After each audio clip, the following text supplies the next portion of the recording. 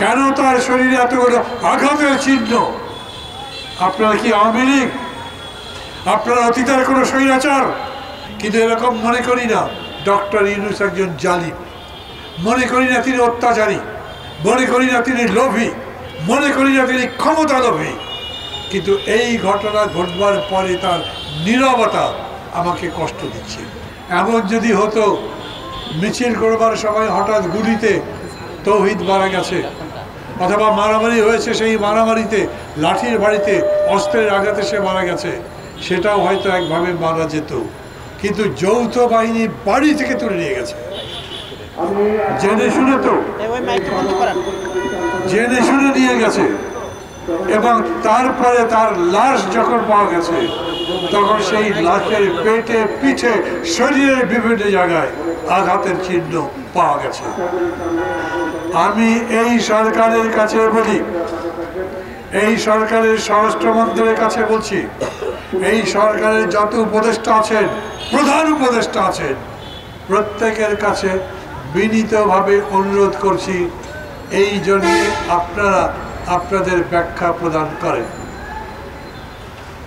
কেন তাকে উঠিয়ে নিয়ে যাওয়া হয়েছে? কেন তাকে নির্যাতন করা হলো? কেন তার শরীরে এতগুলো আঘাতের চিহ্ন? আপনারা কি আওয়ামী লীগ? আপনারা অতীতের কোনো স্বৈরাচার? বিশ্বের কোনো স্বৈরাচারের প্রতিনিধি আমরা? তাহলে কেন তৌহিদের শরীরে যৌথ বাহিনী ধরবার পরে, মৃত্যুর পরে তার শরীরে আমরা আঘাতের চিহ্ন দেখলাম?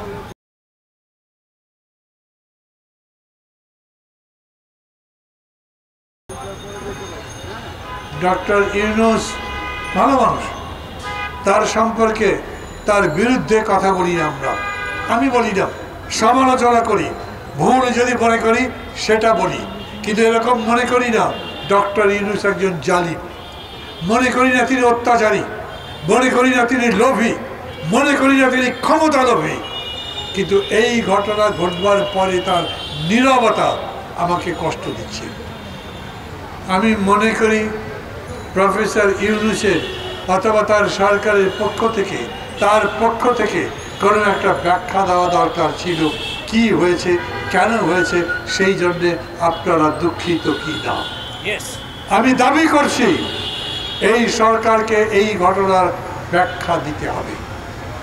সেই ব্যাখ্যা যেন গ্রহণযোগ্য হয় সবার কাছে, তার পরিবারের কাছে, তার দলের লোকের কাছে, যারা গণতন্ত্রের জন্য লড়াই করছে তাদের কাছে। এক ব্যাখ্যায় যেন বিষয়টার নিষ্পত্তি হয়।